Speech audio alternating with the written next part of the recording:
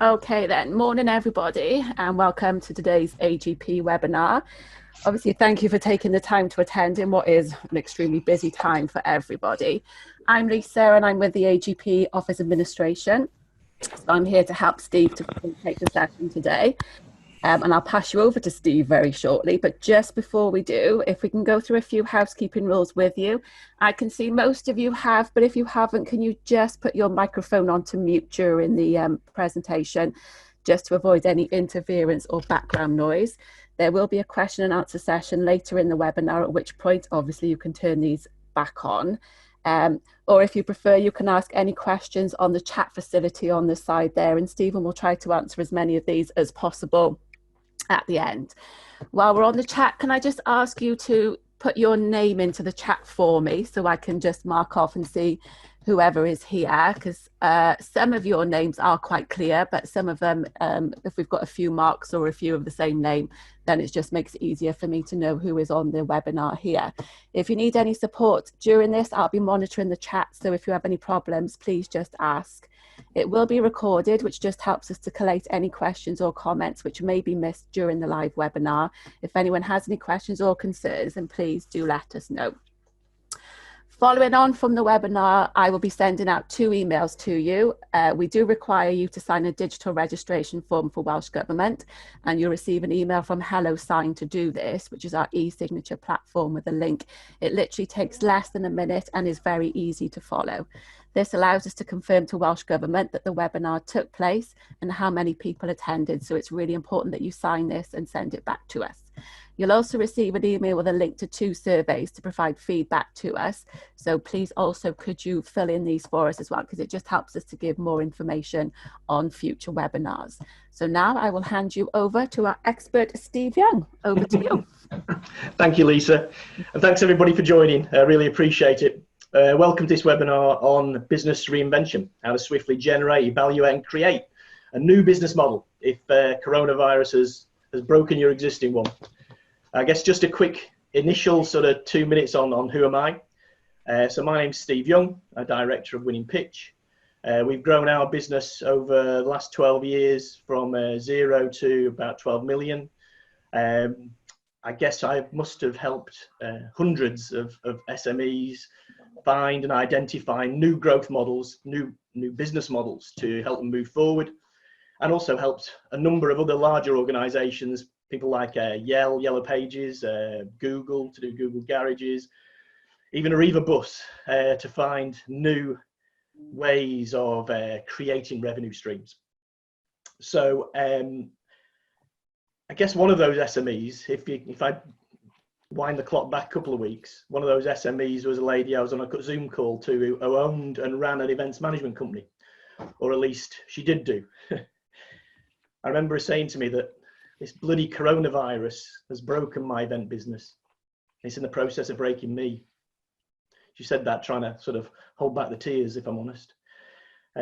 She said that she had no alternative but to mothball the business until whenever this is all over, or whenever that is. I asked her what other options she'd considered, and none came the reply. We're an events management business. The world is not holding events. Therefore, my customers have no use for me or my business. It was quite a solitary lesson, to be honest. And it's not the only one I've had similar to that in the last couple of weeks. I said to her, that would be true if all you had was basic event management, but you've possibly got the best network of contacts in your space that I know. You've got great trusted relationships with many experts who've spoken at your events. And you've had a marketing system that enables experts to give insights on specific sectors' hot topics. You help people to network and find people, to help overcome their problems and make their businesses fly. It seems to me that actually your businesses now need you more than ever. They still have those same jobs to do. It's just not through mass gatherings. People are still buying people to get those jobs done. If I'm honest, they're just not buying you or your events right now. And whilst you can't control what happens to you, we can control how we respond. What I suggested to her was a process of maybe reinvention, of pivoting, to get those jobs done better and more cheaply than anybody else. And her initial response, I'll be honest, was, I'm not sure that's going to get as much revenue as the events we were planning to help. And I said, maybe not, but possibly there's other related jobs, or maybe even a new set of niche customers that might uncover some premium price, some more profitability. There's a new venture here which needs your focus. And when this is all over, and it will be all over one day, you'll have a more profitable part to your old business. And with a smile, she said, that sounds great, you know, let's get on with it. So I guess my sort of message really is the fact that sort of now's not the time to sort of panic. Now's the time to plan. I suppose from that point of view, that's kind of where, whoops, daisy. Okay, we're back. So we've talked about the Excelerator Consortium. We deliver the Accelerated Growth Programme on behalf of Business Wales. And I guess what we're going to do today is really talk about how we can identify new business models and new growth opportunities, the same way that I had the conversation with the lady who had the events management company. So I suppose today what we're going to cover are sort of 5 areas really. The first one we're going to look at is really tools and techniques and a process that helps you identify what new additional related jobs you could do for your end customers. The second area we're going to cover is what other new customers also require that job doing for them. And the third area is to look at how you evaluate which new job customer growth opportunities you'll focus on. And then finally, the fourth one is really about what are the opportunities for an online business model. And then the final area is really about shifting that to sort of, I guess, looking at a business model canvas. How do we build up this idea such that it's into a full business model? I guess for some people on the call, all of this will be interesting as a process to go through. And for some people on this call, maybe individual tools or techniques that are in part of this would also be useful too. So what I'll do now is actually sort of stop my video and I'll move on to the sort of slides in that sort of way. Oops, that doesn't work. Okay, maybe I'll move. So let's start with number 1. What new related jobs could you do for your end customer? What I'd like to do in this webinar is really start to think about, rather than thinking about products and markets that you offer, I'd like to strip it back and go back to your customer. I'd like you to think about what job it is you do for your customer, rather than what product or service you offer your customer. And we're doing this as a means of, I guess, just expanding our views in terms of how and what we could offer those sort of customers. So several years ago, a chap called Theodore Levitt talked about the fact that people don't sell drills or drill bits, they sell holes. And I guess at the time, everybody thought he was a bit crazy, but actually that's kind of the mindset I wanted to get us in for the first few minutes. It's really about thinking about what business are you in? How do you define your business? So if, for example, you sell drills or drill bits, maybe you sell, rather than just saying we sell drill bits, it's thinking about what's the job that we get done. So for some people who are putting a picture up, a drill and a drill bit is just a way of making a hole. It's just part of a job to be done. It's part of hanging a picture or putting up a shelf. We need to think about what our product or service plays in the job that our customer does. The same with a hammer. In terms of that, what job does that do? We could say we're in the hammer market, and if we can't use that hammer market or that hammer area, then we're stuck because of maybe coronavirus or for other reasons. What job does the hammer do? Well, in some ways, the hammer hits in nails. It creates a blunt force or something. Sure, and they're in the hammer business. But actually, in order to expand our minds and think about new opportunities, we need to think about what job the customer, the end user, is using that hammer for. So, for example, in this case, it could be maybe hanging up a picture. It's just a tool that they hire to help them do a job. And they might be in the picture frame. So it might be a case of maybe the market they're in is actually how to hang a picture, or maybe the market they're in is how to create a great working environment. How you define that is really important. and it really sets the context of what new markets or products you might want to move into. So, how to define the job you do from a customer's perspective, not a product or service perspective. We're all very clear on our products and services and markets, and sometimes that restricts us into thinking about how we can reinvent.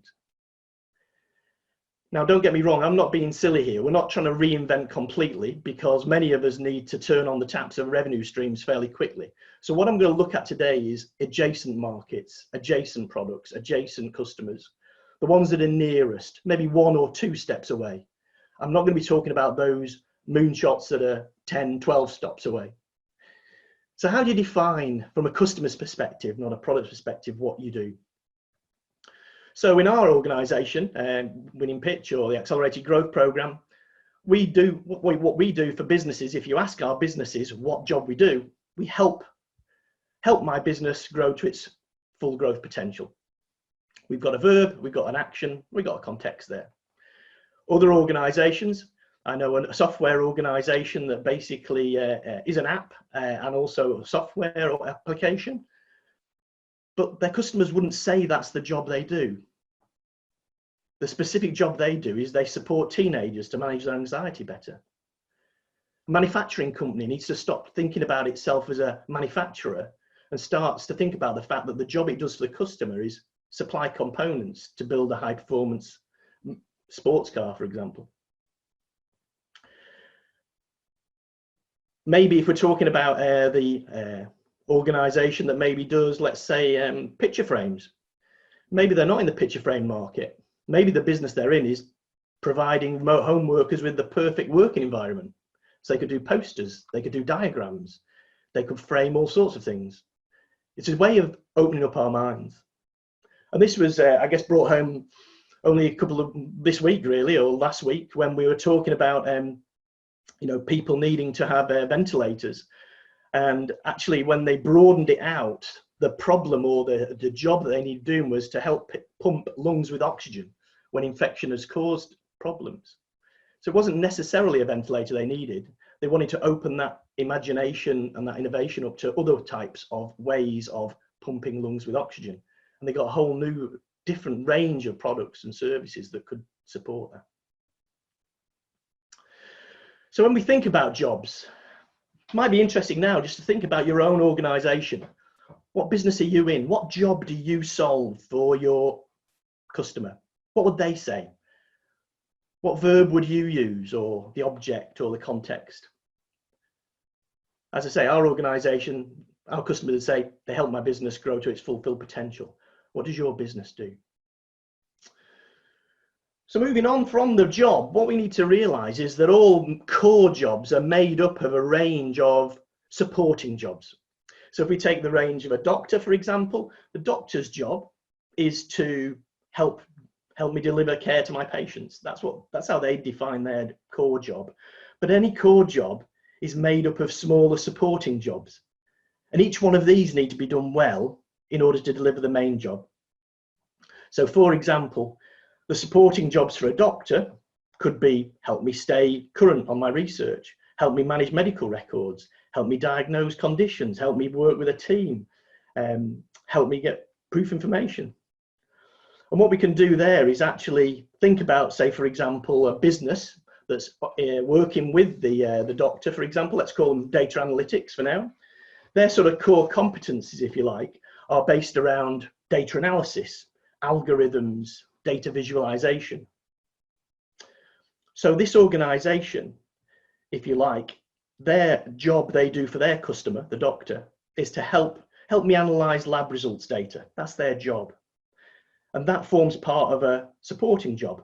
Help me diagnose medical conditions, which helps the doctor deliver their full core job. Help me deliver patients. And what we can do now is actually maybe take a number of these supporting jobs and actually break them down again.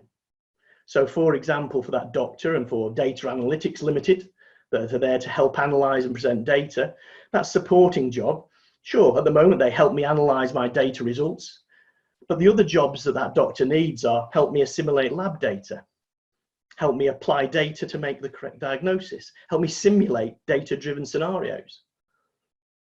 They could also map out some of the other jobs that sound like they're data related and see whether there's opportunities and options for them there. So another job the doctor said they needed doing was help me stay current on research.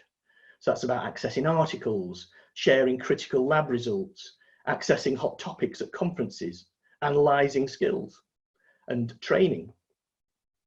And you can see how this organisation then can start to see and open up other ways of getting money in the till, other ways of opening up their revenue streams. We could do the same for another area as well. Help me define what collaborative data, help me establish this. And what that organisation can then do is look at those in relation to how close they are related, how close they're connected to what they do already, their data analysis that they do already with labs. And we can see here, this organisation looked at, in yellow, they put the ones that are most closest to help me analyse lab result data in yellow. And in green, they put the related ones, which are maybe another step away, but still related. We haven't included all the moonshots, all the massive high things that are way away from what they do, but it was a way of just mapping out the jobs for their customer, rather than just thinking about data, how help me analyse lab results data. It opened up their mind and started to get them to think differently. What we can also do is actually start to play with that action, verb, objects and contextual clarifier that I showed earlier by playing with the options around that.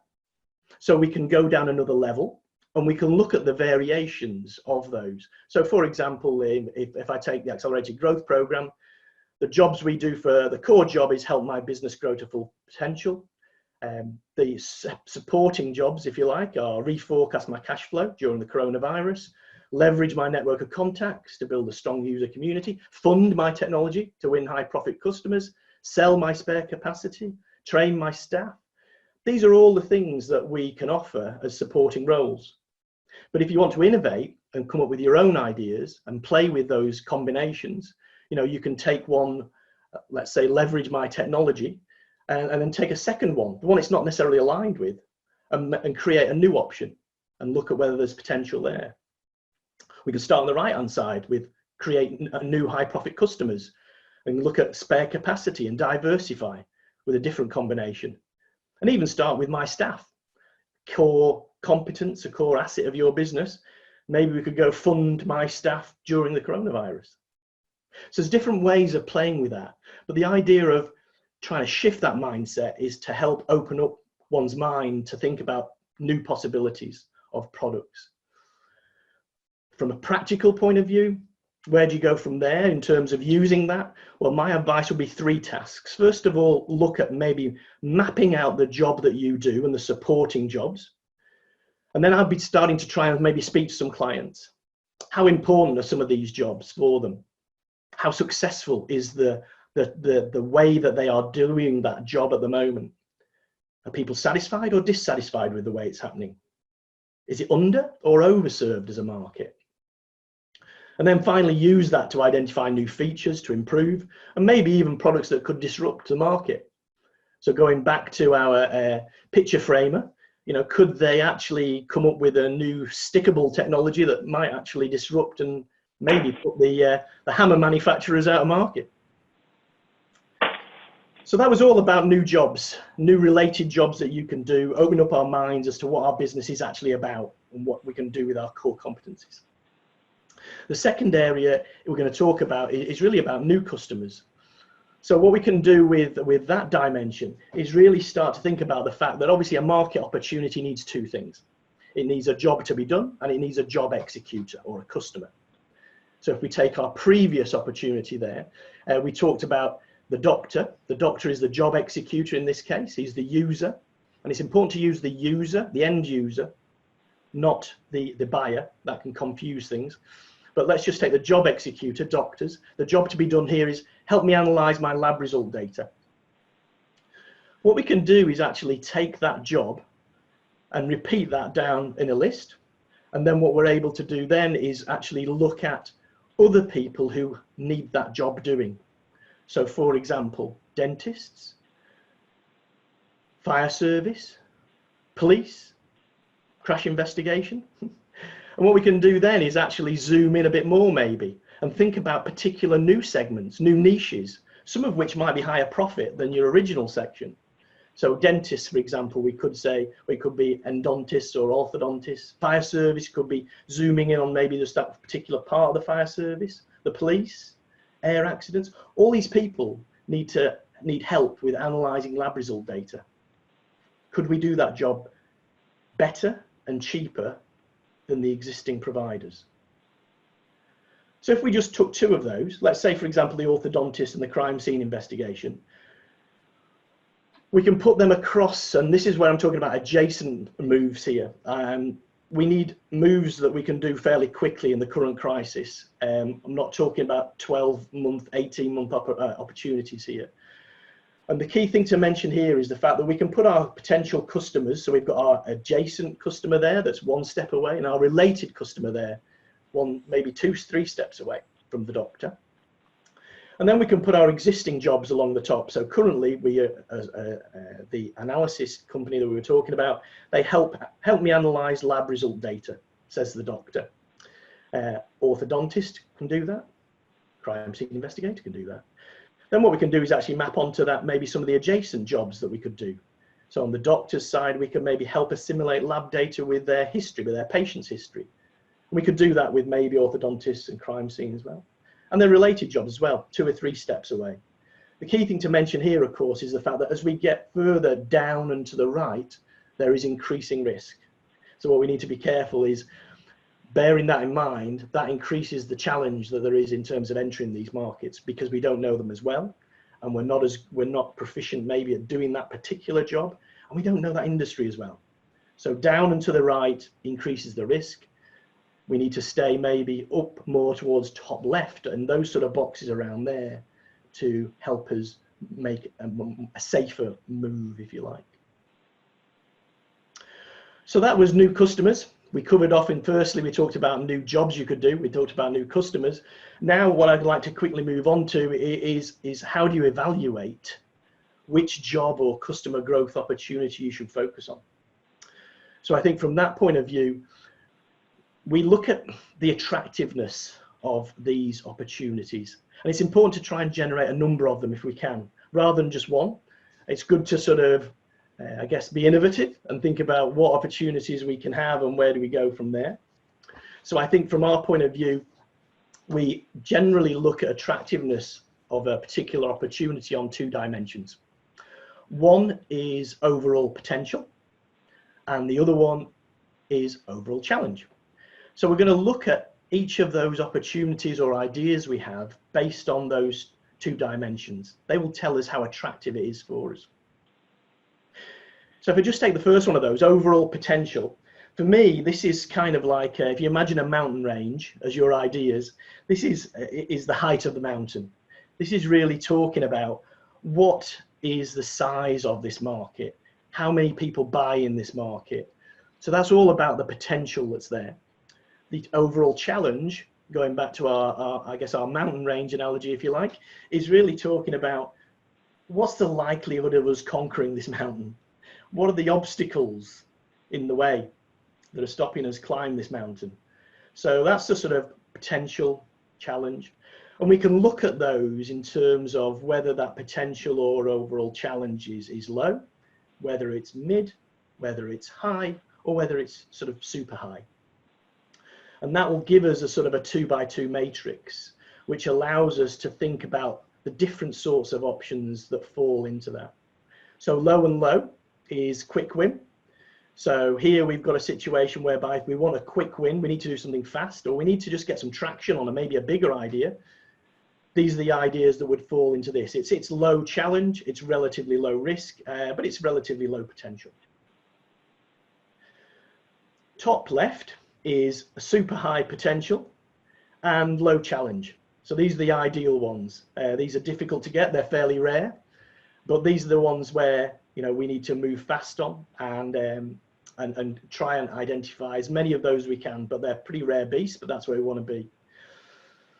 Bottom right is questionable. So this is a super high challenge or a high challenge and relatively low potential. This is kind of the one obviously we want to avoid, and we don't want to progress too many ideas in this space. But unfortunately, it's kind of the one where most failed entrepreneurs or failed innovations are. In essence, we have people here putting a lot of time and effort into building things, creating things, developing things, which have a very, I guess, very challenging to do, which is great, and they conquer that. However, low overall potential means that basically they're creating and building a business that nobody really wants. There's no real strong value proposition for.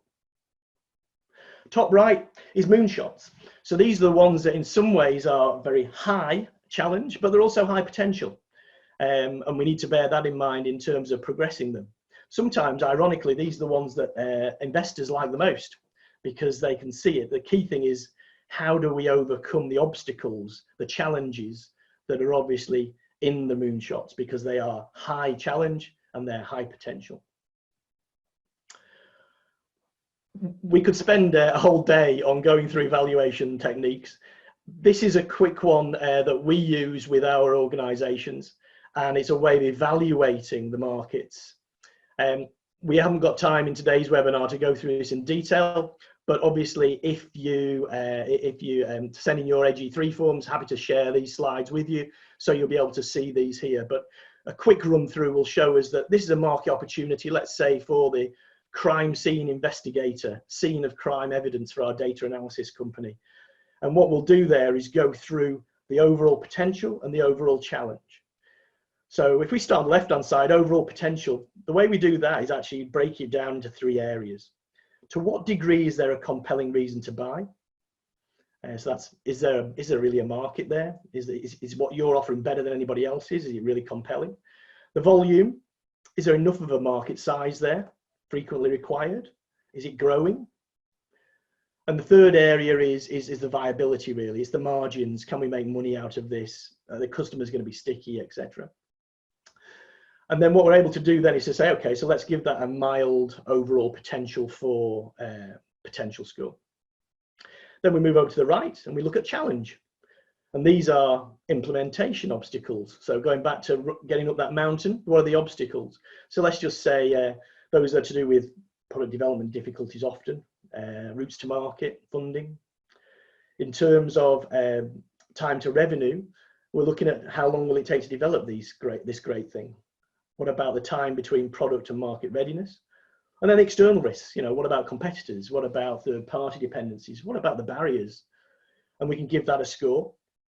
And that gives us a challenge of, let's say, somewhere around the super high sort of area. And what we're able to do then is actually map out some of our opportunity ideas onto that map that we talked about. So maybe in this case, scene of crime would come into the sort of questionable area. Fire service may come up to moonshots. Dentists might be in the gold mine area, and air crash investigators might be somewhere in the middle, but fairly low down in potential. So what does this give you? I think what this gives you as a leader of a business, as a strategy planner of a business, it gives you options. It helps you see your portfolio, and that's really important, I think, to have a portfolio of ideas rather than just one idea. But it gives you reasons and strategies behind each of these as to how to take it forward. It also helps you think about how to mitigate some of these ideas. So how do we mitigate the fact that in this case, the fire service is going to be a bit challenging? Maybe we need to look at some potential suppliers or some partners to help mitigate some of those development issues there. In terms of where the overall potential's low, then maybe we need to resegment. Maybe we need to look at other niches or other ways of marketing. But it's a really powerful way of actually mapping out and understanding and evaluating just how attractive the ideas you've generated are from a market point of view. And a market is just a market is made up of people who need that job doing. The fourth area, shifting along quite quickly here, is looking at the online delivery models. So this again is a massive topic, but we've had a number of businesses who we've been talking to said, look, I'd like to shift my business model. However, or a lot of the ideas I'm coming up with just aren't possible because we can't operate face to face. So what's the opportunities to look at more online models? How can we use some of the jobs to be done theory to apply to that? So how can we do that? So I guess in a very sort of a very, very basic way, there's, in my head anyway, there's about 5 levels of online work and online websites that I see. The first one is basically brochureware. It's strangers coming onto your site. It's visitors, customers. We don't really know who they are or why they're on the site. And really, to be honest, the site's not very good anyway. It's actually just brochure, not particularly great. Second level down, I guess, is what I would call a sensible conversation industry website. So this is where we're addressing some of the problems and issues and challenges that our customers have. And that one might be a free access one, or it might actually have maybe some premium information for those people who register. So we're actually collecting details of them. We're actually collecting not only their contact details, but maybe some of their problems and issues. Then we can move up maybe to another level, which is content-rich registrant-based website. And maybe this might have a paywall on there. So a way of you monetizing whatever it is you're trying to do, a premium delivery. Then I guess one up from that might be about, I guess, membership sites. So membership platform to get the job done. So again, remembering here that we're not focused necessarily on the products or services we offer, but on helping particular sets of customers get a job done. And the reason why that's interesting is that hopefully will give you a recurring monthly revenue. And then the final one is a sort of go-to industry platform. So think about the Ubers of this world. And what we think about is actually some of the fastest growing businesses of the last couple of years have been go-to sort of industry platforms. And what these are able to do is not only just sort of, they're not membership sites, what they're able to do is actually consummate matches. So, and facilitate high value exchanges. And that could be value in terms of a taxi ride, or it could be social value, like someone like Facebook. But there's a way of everybody getting value from that. So if you look at, I guess, portals like and platforms like Fiverr or Uber, they're ways of actually mopping up spare capacity in the supply chain and vice versa. So these are sort of 5 levels, because I guess the issue there is the fact that what we're also collecting there is data, and data in today's world is getting increasingly more valuable. Some people talk about data is the new gold. So the data that you're collecting as you get further down there, the more value you've got, the more value is in your business. When we look at how we can deliver our job online, we tend to use this sort of canvas here. And what I try and do here is actually look at that particular job and break it down, just like any job can be done, into maybe 8 or so areas. So there's obviously getting the job done. So I would put that probably in number 5, execution, doing it. So can that be done online? Can we do whatever job it is you're doing online? But don't forget the other jobs, supporting jobs that need to be done before that and after that. So for example, we need to define whatever it is that job we're trying to do in some way. We need to locate things online, maybe prepare things, confirm things. Then we do the job, execution. But whatever job that is, there's probably some role of monitoring how is it going, of modifying so we get back on track, or maybe even concluding or finishing or signing off. So if we take, for example, a production manager, that he's the customer, he's a job executor. And let's just say, for the sake of argument, our organization, the job we're doing for him as a software company maybe is improving productivity of my production line. So the production manager, the job he wants is to improve the productivity of my production line. So the sort of options we have here, and these are, I wouldn't necessarily need to do all these, but you can pick some off here that might be relevant. So in terms of defining, there's all sorts of things we could do for this production manager online that maybe doesn't necessarily need face-to-face delivery. So for example, what about health checks or diagnostics up front? What about polls or industry surveys or even forecasting tools? to help him understand his costs. Locating, well, maybe we could locate other potential partners via a contacts platform. Maybe there's templates of process maps we could share with him. Maybe we could do an online mapping tool or something like that. What about preparing, setting up and organising before the job we do? Well, there's loads of YouTube videos preparing how to increase your odds of success. There's maybe even a full training package with accreditation. We've been writing digital playbooks for lots of our clients at the moment and selling those online. Confirmation, 5 things you must do, maybe a Zoom clinic that you could have with them over a Zoom call. Ask me anything sessions. Execution is when you'd actually do the job. So this may not be possible online without having face-to-face, but could you sell related products or services that your customer needs to get done? So going back to the hammer manufacturer that we were talking about, could they sell nails? Could they sell strings for picture framing? Could they sell rulers to position it on the wall? So basically having an online little shop. Delivery via CRM, maybe live streaming, monitoring. We could have leading and lagging CRM indicators and trackers. When we get on to modifying, we can talk about maybe ask our community, WhatsApp or Slack, using other platforms to help us get feedback and to help modify and tweak things. We've been doing a lot of peer-to-peer learning and sharing events. And then finally concluding online. So this might be about podcasts or sharing or technology reviews with affiliate and maybe marketing links. We can make money if you've got enough clicks. We've shifted to electronic forms recently. Post a job, find a job. All these things are available. Now, I'm not saying you should do all these because there's a lot of content there. What I'm saying is maybe you could pick 1 or 2 of these off by looking at the job that you do for your customer across these 8 areas. Think about the upstream things they need to do before they even get to you and how you could help there. Think about things after the execution part, how you could help there. You've got enormous amounts of knowledge, experience, skills in your head and in your team's head. That's got a value, and that can really help these people do that job better.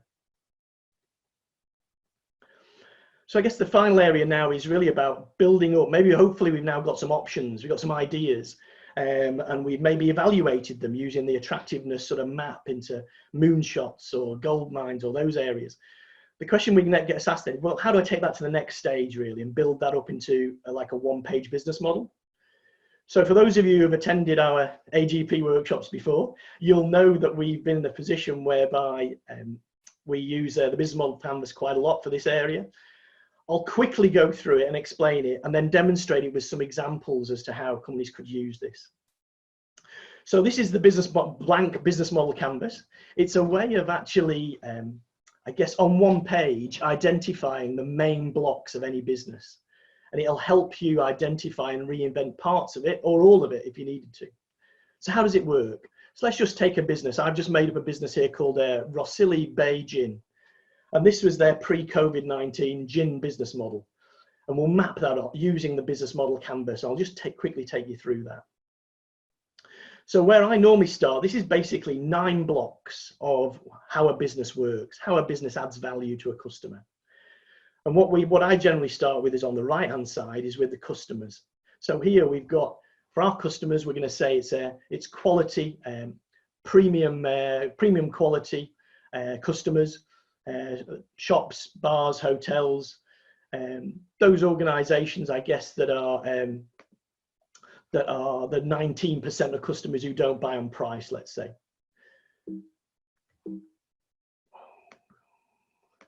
Oops. Then what we can do then is actually go to the value proposition. And what we can say there is actually, well, the value proposition is how we solve those customers' problems and jobs. So here what we're offering is a range of small batch artisan gins. And what's the problem we're solving, the job we're doing? We're providing the drinker with a unique drink experience, tasting slowly distilled gin to unlock the tantalizing tastes and feelings of the Pembrokeshire beach. So that's the sort of the job we're doing. In terms of where do we go next? We go to channels. That's the third area. And this is the route to market. So what we're going to say here is at the moment, we've got a network of distributors and a factory shop. That's how we get the value proposition to our customer segments. The customer relationship we have is what I'm going to define that as experiential. We're selling an experience here. Sure, we're selling gin, but we're also selling experience. Key activities are, what does your business do? So in this model, we're saying that we procure lots of things. We produce, so we've got production side, we've got distilling, infusing, condensing, bottling, and we've got marketing, sales, and distribution in a summary version of this. Key resources are, what's your secret sauce? You know, what are the resources that you have at your dispense that perhaps your competitors don't? And how do you put a moat around your business? So here, the key resources for this organization are a master distiller and regulatory expert. We've got a secret recipe. We've got equipment to distill the mixture. Key partners is a seventh area. And that's really about looking at who are our key partners to make this external key partners to make this business work. So we've got some suppliers there. We've got a marketing agency we use, and we've got wine and spirits trade association, etc. Those are the 7 areas of the business. The last 2 are dead easy. They're basically costs and revenues. So we can look at this business in terms of what is its key costs, production, sales and marketing staff, and what are its key revenues. So at this particular point in time, we've got sales of gin and factory tours. So that was a very quick run through made up of of this business. So on one page, we can see how this business works and how it adds value. So let's just throw in an idea here. So let's just say we wanted to move them and they thought that it'd be a great idea maybe to shift to maybe an online membership club in the current crisis situation. So let's just say they create something called a Gin Club, an online membership. Every month they get a box through the post, and that contains all sorts of nibbles and gins and information about their gin, etc. How will that change the business model? So what I've kept there, just sort of a bit transparent, is their original one. But what you can see there is we can use the business model to make up the new business model. So in this case here, maybe, you know, what is this online membership gin club? How might it work? Okay, well, let's just start with maybe on the value proposition.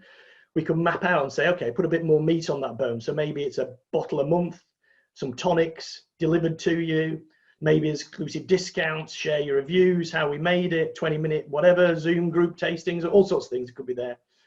And it's basically a gin connoisseur virtual learning environment we can maybe also put on there. We've got the knowledge and the skills and resources to do this. If we shifted customer segments, is it the same customer segments? No, what we're actually looking at is, yes, it is partially the same customers. So we could promote this to our existing customers, but maybe we might even get some new ones from adjacent markets. Route to market, maybe online shop, home delivery, because we might not be able to do some of the other ways. Customer relationship here is more of a community relationship rather than experiential maybe. The new activities we need to add to this business model are maybe digital content generation. So we might need some new partners. Online training, fulfillment and boxing up. What about key resources? Well, there we're looking at a thriving online community of gin connoisseurs. That's maybe the resource we're going to end up with. But actually, what does that give us is something that when we finish this, or when we finish through, and hopefully we'll get through, and we will get through coronavirus, we'll have a resource and an asset here of users that'll be really useful when we get to, when we maybe revert back or carry on with our older business model. As we said, new partners will be needed, web designers, Royal Mail delivery, branded clothes affiliate partner maybe, different organizations to partner up with. Cost structure, we're going to have some more web design and content development costs here. And then finally, the revenue streams. So maybe we could look at an annual membership fee of £29 a month, or about £340 a year. Maybe we've got an online selling shop as well that sells adjacent products, etc. So that's a way of mapping out a new idea. We could do the same for maybe some of the new opportunities that the Majesty's government are offering at the moment. So types of support that the government are asking for at the moment in this current crisis are testing equipment, design, protective equipment. Obviously, we've heard a lot about that. Transport, logistics, manufacturing, social care. These are all things that the government is asking for at the moment. So how could we use the business model canvas to map out another opportunity for our organization, let's say? So let's say this is a hand sanitizer gel business model. So maybe the jobs that we need to do here are help me supply alcohol-based products that fight infection, or help me clean my hands so they're infection-free. So here are the jobs we need to do. Customer segments, different obviously, but this helps us map out NHS, end users. The customer relationship is different, maybe it's transactional. We need to do more mixing and blending of maybe some different ingredients that we can see here. We need different packaging and label approvals. The suppliers we need are maybe aloe vera, tea tree, plastic pump dispensers. This allows us to map out these areas here. And cost structures may be similar. Revenue, interestingly, we could decide that this is a not-for-profit venture. So this tool and technique will help us map this out. So that's the business model canvas as a way of mapping out, putting a bit more meat on the bone of some of those ideas that you have. So that's taken us through all 5 areas really. We've talked about how do we identify additional related jobs that you could do for your end customer. We've given you some tools and techniques around that. We talked about all the new customers also require that job doing for them. So we can expand our business models into new customer areas. We looked at how we can evaluate that, and we looked at the attractiveness map there. And I think that'd be a really useful way of evaluating. Maybe that's the one thing you'll take away from today rather than some of the other ideas. We looked at possibilities of shifting online, and we took you through a sort of a jobs to be done, the 8 ways of any job, and looking at the options that you might have. Sure, you won't do all those things, but you can maybe pick 1 or 2 off. And then finally, the 5th area, we looked at how do we build that into a business model to take us forward from there. I suppose just a final note from me, the lady who I spoke to about the events management company got back to me a couple of days ago with an email and basically said that in her email, she said, thanks very much for the pep talk, really getting on with it, really try and make a difference. And she said that what I'd enabled her to do was to reread and reinterpret these set of letters here. And she said that what I'd enabled her to do was to help her move from the way she was reading it, which is the opportunity is nowhere, to a new way of looking at it, which is the opportunity is now here. And I think there is opportunities there. And I think it's for us to take responsibility, to look at those opportunities and use these practical tools and techniques to help us get our customers' jobs done better and more cheaply than other alternatives at the moment. So that's the end of the webinar. My presentation anyway. I've taken you through a reasonably fast stage there. There is opportunities to have extra sessions if you require. So we could go through this with your organization if you required. And obviously you can speak to your relationship manager about that. I know we've got Spin Dogs on the call as well. So they're a good organization, interesting organization, because if you're going to go more online, you will need a good online partner to help you out there with that particular opportunity.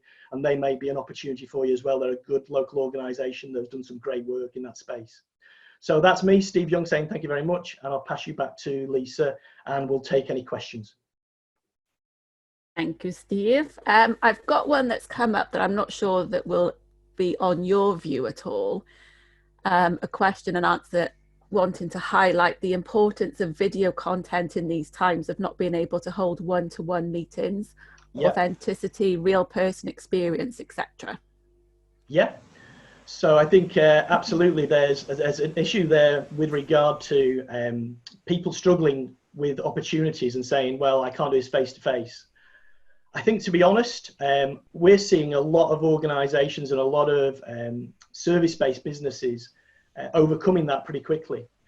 And actually, in some cases, charging a more premium price. So working online, using Zoom calls or using webinar technology, Skype, etc. Sure, it is better face-to-face because you can read people's body languages a lot more and you can get more of a feeling, you can read their situation a lot better face-to-face. But I do think that online and virtual delivery is very much going to become the more new normal. So I think shifting to an online delivery model is probably a good thing, because I think if we're very clear on the job we're doing, we can actually do it better online in some ways, and that may mean we can charge a more premium price for certain niche customers. Cool. Anyone else got any questions? You can either come off the mute or you can pop it in the chat if anyone wants to say anything. It must be a good presentation, Steve. Well, I know we've gone pretty fast through that content today. So as I say, speak to your relationship manager if you need any other support in this area. We've also got support if you are really struggling and you're in a situation whereby you are financially in a crisis. Again, speak to your relationship managers. There's support available on the program to really help you get through this difficult time. And we're really there to help you through it. We've got one come up from Daniel Newman. Can you see your chat, Steve? I can't see my chat at the moment. Sorry, no. Okay. Oh yeah, sorry. Yep. Can you see that one there from Dan? We currently save lives and protect properties through design and installation of fire sprinklers. In turn, this acts as a supportive measure to fire and rescue services. I'd be keen to understand more as to how we can support other emergency services during this crisis in order to run this business. We manage data and analyse how we could access these potential users. Okay, so that's a great question. I suppose in terms of the first thing to do is how you're asking there how you can support other emergency services. So I think the key thing really for me is to understand, do a bit more of a deeper dive as to whether those services require that job to be done.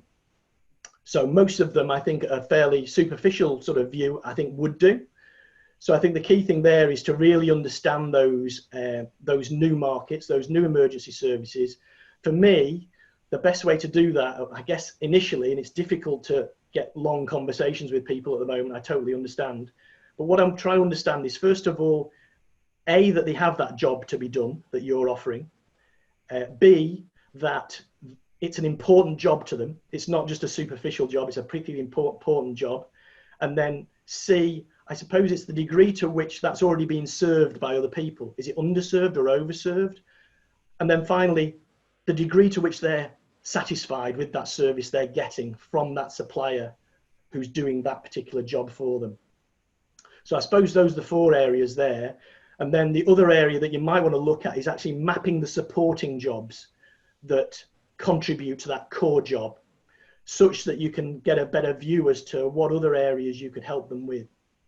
And then maybe, if you wanted a third idea, is maybe look at mapping those jobs in relation to that 8 job area that I talked about, which we'd looked at the online options. So what about the planning and the preparation side of the job?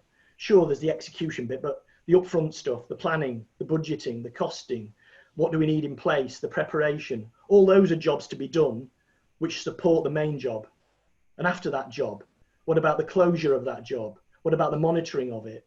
How do those jobs need doing by these organisations? How well served are they, and how satisfied are they? So those so hopefully some practical steps you could take there. I got another one. I think that's only come through to me. Clients and potentials are at home with more time than ever to have a conversation. How might this be a strategic approach to this new opportunity on our approach to messaging, positive and supportive? So yeah, lots of people are at home at the moment, and I think what we're seeing is a lot of businesses.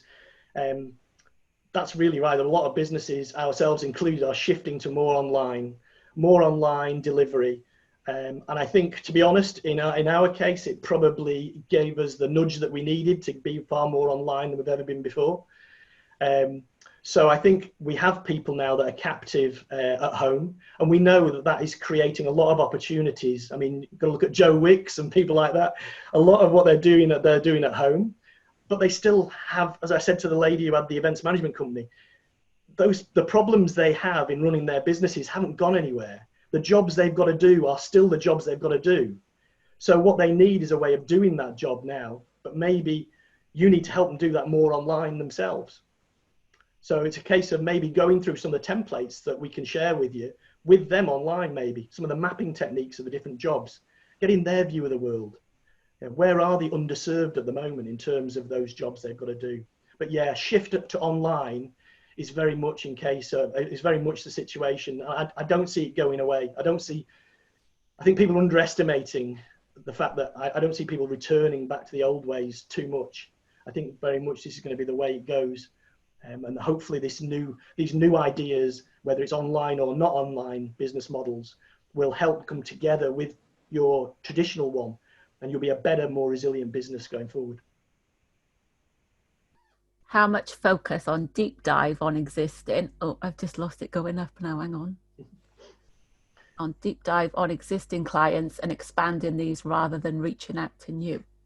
Yeah, it's a great question.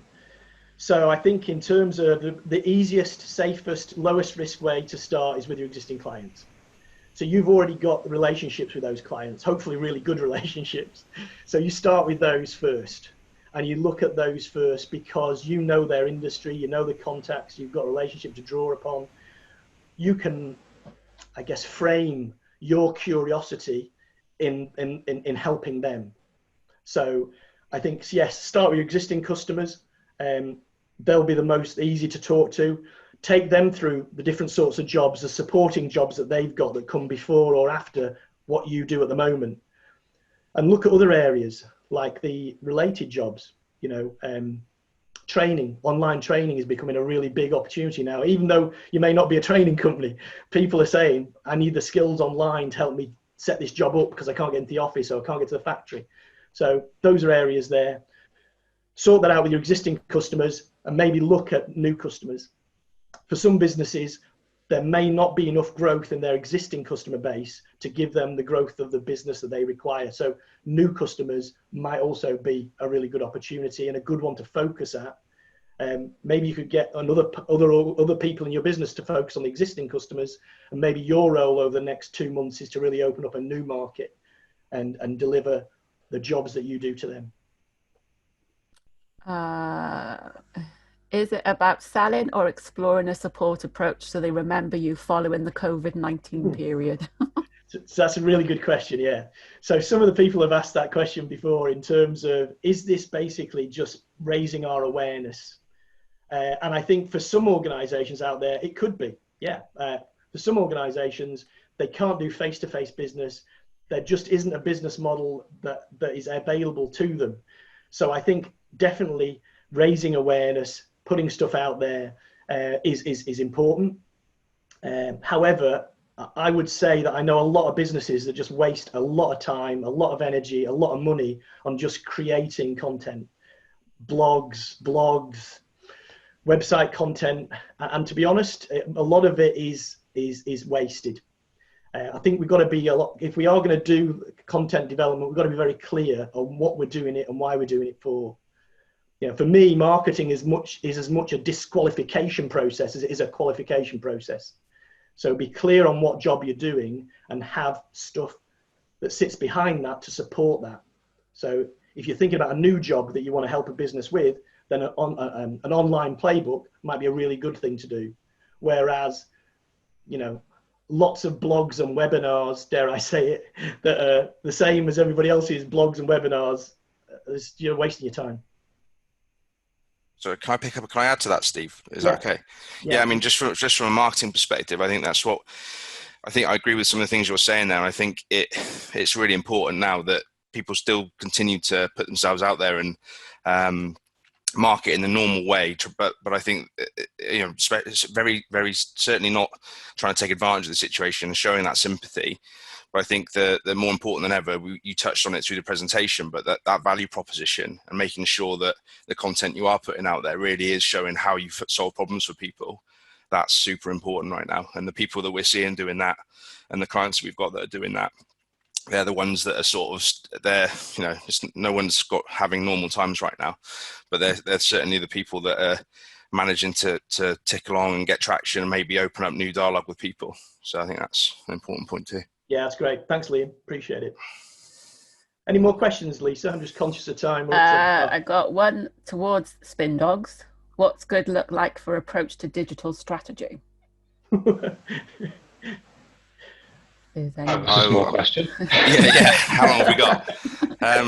Dan, do you want to take that one? Right. So, what does good look like in terms of approach to digital strategy? As in, for the current situation, obviously, I guess it's different for each client and organization and customer. Well, funny, one of the things I just posted in the chat is we're seeing a lot of clients who are perhaps not in a position to, for want of a better phrase, take advantage of the current situation and pivot and sell things in different ways, but they're actually maximizing their opportunity at the moment to plan for when they're coming out of it at the other end. So, for instance, I'll just use the example of SEO, for instance. They are in a place where they're using the downtime, for want of a better phrase, to produce more content and plan their campaigns ready for when they kind of come out of it the other side. We're also seeing, we've got, for instance, clients in the travel industry, one of the worst hit, perhaps, by this whole kind of crisis. They are planning for October half term. They're planning for 2021 now. So they've kind of written off this kind of now period and are really trying to hit the ground running for planning for that side of things. So in terms of what does good look like as digital strategy, very much depends on your circumstances and what opportunities you're presented with at this point. But what I would say good looks like is that you've still got one. I think it's not about stopping everything. It's not about kind of pausing everything. It's not about going, right, okay, we're going to run for the hills now. Having that constant visibility does kind of help provide that reassurance that you're there, you're doing stuff, you're actually providing a service, and actually gives your clients that reassurance as well. I'm not sure if that answers the question directly because it's such a big question, but I think Daniel just put your contact details in the chat, and then we can pick that up offline, because as you say, it's a massive question. Lisa, any more? I think I'm not sure if it was covered in the same approach to developing digital strategy shindigs, please. Shindigs is autocorrective spin dogs. Ah, is that what it is? Yeah, or often see that. Okay. So what was the question? Sorry. I think it's probably the approach to developing digital strategy.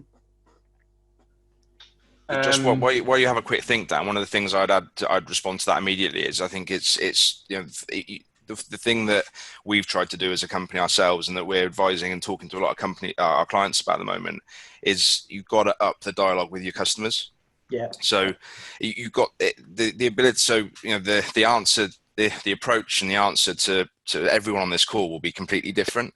Some people who've got the ability to switch to digital delivery and then use tools like WhatsApp to enable selling, that's one route, and others it's how are they suddenly switching all their consultancy work to video conferencing, that type of thing. But I think the key thing not to miss is it's very easy to sort of go into batten down the hatches mode at the moment. And sort of sit and hope and think that hopefully customers will keep spending, and hopefully customers and clients will new people may come along in this period. But I think the important thing to start with anything you're doing around how you map out a strategy for how you're going to use digital is start by ramping up that dialogue with your existing clients.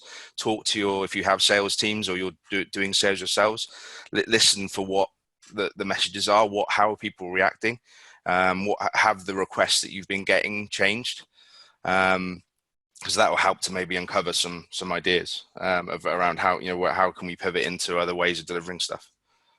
Sounds good. Sorry, Dan, over to you. If that's not really answer. Just to add on to that, it's an extension of that. It's kind of go where your clients are. So if your clients are kind of engaging in a specific area, perhaps the pivot isn't delivering a completely different service. Perhaps the pivot is delivering that service through a different channel.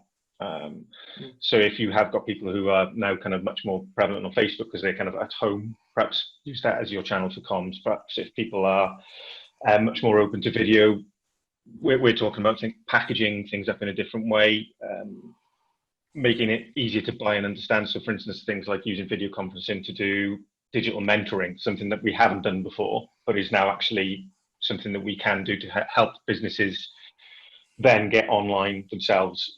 Because I think one thing you have to consider as well there is kind of a little bit of managing expectations is pivoting from going to being like an offline shop to being an online shop isn't something that's going to happen overnight. That could be at best 2 to 3 months work.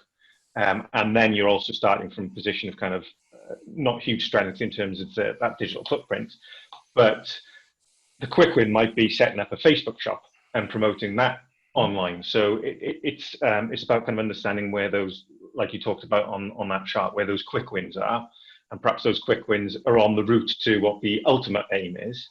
But seeing what touch points you can hit in the meantime, just kind of maintain traction, maintain visibility, and potentially increase visibility as well. Yeah, that sounds good. I think if you guys put your contact numbers down there, then people can give you a call offline or later on to sort of take it forward. Absolutely, no problem. Cool. Lisa, any other questions or any other bits of housekeeping we need to I don't think a question, but one to end on. Surely a time to not lose your ambition, not to think small, and for sure a test of courage and initiative. Support is out there. Yep, support is out there, guys. So speak to your relationship managers, and thanks very much for attending. Really appreciate it. And yeah, can you just keep a lookout for the forms that will be coming through to you? And if you want the slides, obviously we'll need your signature back first. When I send the one email out, if you do want a copy of the slides, can you just reply on that email address then, so I know who to send them out to, if that's okay. So thanks to Steve. Thanks to Spin Dogs or Shindigs. I'll forever know you as Shindigs now. Thanks for that one. Hope you found it all worthwhile, and please give any feedback so obviously we can continue to develop this program and support. So thank you all and have a good day. Thank you. Bye now. Cheers. Stay safe. Bye.